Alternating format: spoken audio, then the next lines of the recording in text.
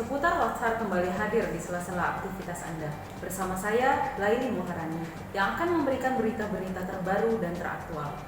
Pemirsa, latihan dasar CASN 2022 Kementerian Pendidikan dan Kebudayaan Gelombang 2 telah dimulai. Tertanggal 27 Juli 2022, kelompok 4 dari Angkatan 20 mendapatkan tugas untuk melakukan wawancara kepada narasumber berkenaan dengan wawasan kebangsaan dan bela negara. Baik, hari ini kita sudah terhubung dengan beberapa narasumber untuk menjawab beberapa pertanyaan dari kelompok 4, Angkatan 20 Gelombang 2. Langsung saja menuju reporter kita yang pertama, Saudari Nur Hasanah, dengan narasumber Bapak Muhammad Setia Pratama, SI MSI, Kepala Satuan Pengawas Internal. Oke, terima kasih Ibu Laili Muharani. Sekarang depan saya ada Pak Setia, selaku dosen di Politeknik Manufaktur Bangka Belitung.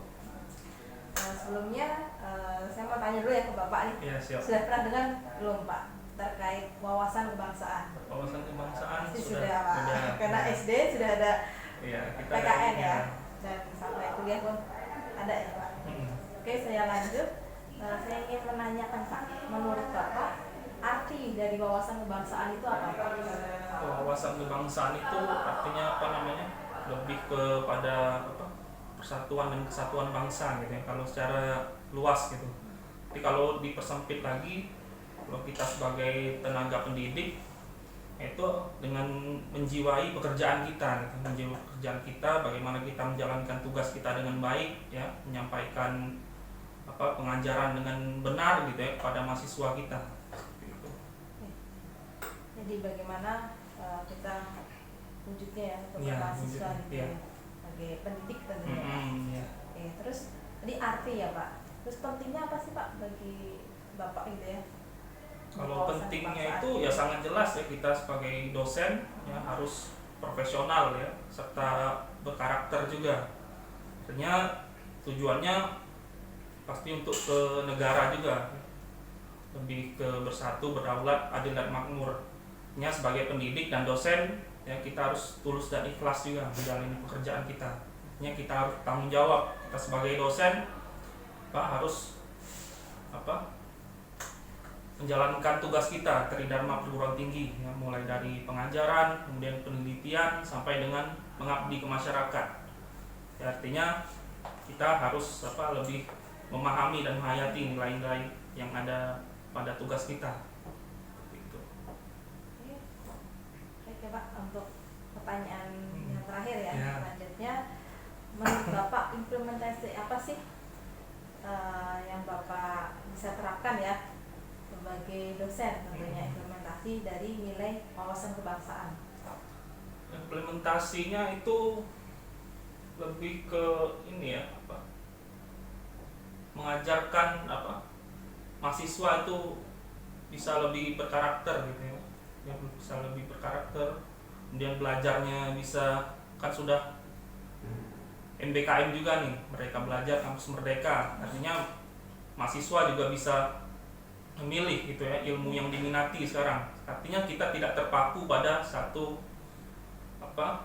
jurusan itu aja, artinya kita bisa belajar ya di luar daripada itu. Artinya kita harus mendorong mahasiswa ini untuk lebih ke sana gitu ya, lebih bebas untuk belajar gitu. Sudah Pak? Udah. Ya. Oke, sekian wawancara ya dari saya. Terima kasih Pak Setia. Ya. Terima kasih Saudari Nur Hasanah dan Bapak Setia Pratama. Lanjut kita pada reporter kedua, Saudari Alisa Mayangsari dengan narasumber Bapak Ahmad Josi MKom, Kepala Prodi Teknologi Rekayasa Perangkat Lunak Politeknik Manufaktur Negeri Bangka Belitung. Baiklah, terima kasih Bu Laili. Di depan saya sudah ada Pak Josi selaku Kaprodi Teknologi Rekayasa Perangkat Lunak. Oke, selaku Kaprodi TRPR. Baiklah, di sini saya mau menanyakan nih Pak. Pendapat Bapak, apa sih Pak arti wawasan kebangsaan itu? Wawasan kebangsaan itu adalah cara pandang kita terhadap bangsa. Yang mana sebenarnya tujuan dari wawasan kebangsaan itu ialah untuk kita membangun dan mencintai bangsa ini. Baiklah Pak, kalau pendapat Bapak, pentingnya wawasan kebangsaan itu seperti apa ya Pak? Oke, baik. Wawasan kebangsaan ini sangat penting bagi kita, terutama warga negara Indonesia.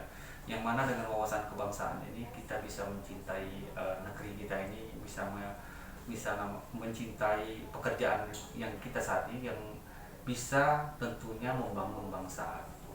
Oke, bagus jawaban Bapak. Kemudian bagaimana Pak kita mengimplementasikannya wawasan kebangsaan ke dalam tupoksi kita sebagai dosen dan Kapolri di sini?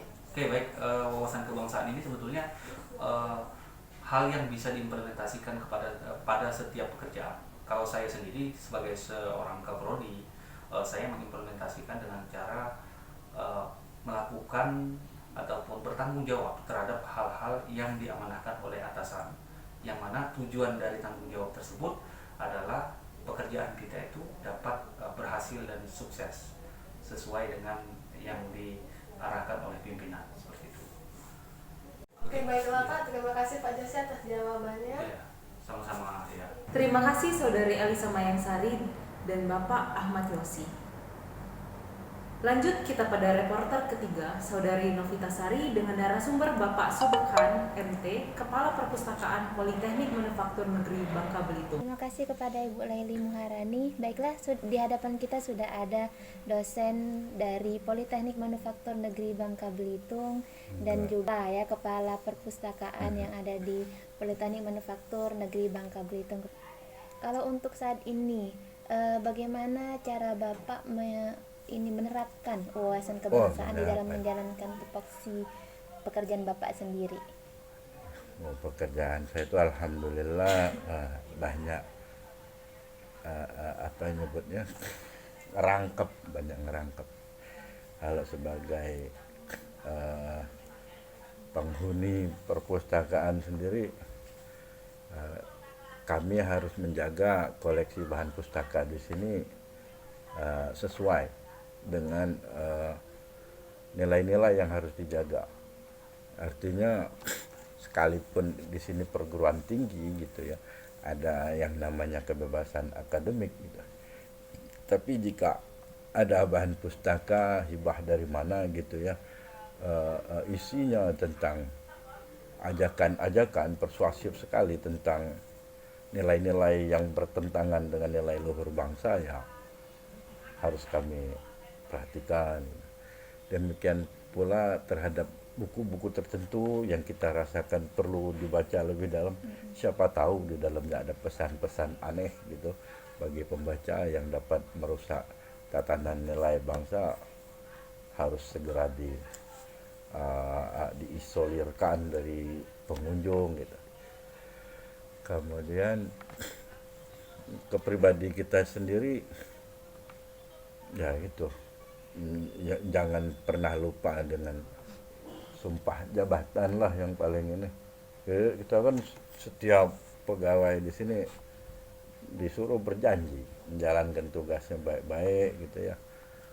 Apalagi nilai-nilai anti korupsi terutama yang jadi masalah besar yang hampir dilihat orang bukan masalah sekarang, Bu. Iya. Hati-hati dengan korupsi, baik itu korupsi pekerjaan atau korupsi rupiah maupun korupsi waktu, ya macam-macam. Demikian kurang lebih secara garis besar. Baik, terima kasih atas kesediaan. Terima kasih atas kesediaannya dalam wawancara ini. Terima kasih Saudari Novita Sari dan Bapak Subekhan MT, Kepala Perpustakaan.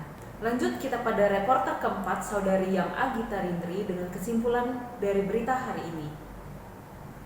Implementasi dari wawasan kebangsaan dengan nilai berakhlak sangat penting dilaksanakan sebagai bekal dalam mengawali pengabdian kepada negara dan bangsa. Perwujudan wawasan kebangsaan dapat dilakukan dengan selalu berkomitmen memberikan pelayanan terbaik bagi masyarakat, terus belajar dan meningkatkan kompetensi diri, bertanggung jawab dan berintegritas, saling peduli dan menghargai perubahan, berdedikasi dan mengutamakan kepentingan bangsa dan negara, serta berinovasi dan antusias dalam menggerakkan dan menghadapi perubahan. Dan yang terakhir, diharapkan ASN mampu membangun kerjasama yang sinergis. Ayo, jadi ASN yang berakhlak. Terima kasih Saudari Nur Hasanah, Elisa Mayangsari, Novita Sari, dan Yang Agita Rindri, juga seluruh narasumber yang sudah berkenan memberikan informasi kepada seluruh pemirsa. Mari jaga bangsa kita dengan bela negara dan menambah wawasan kebangsaan. Sekian liputan seputar Latsar hari ini.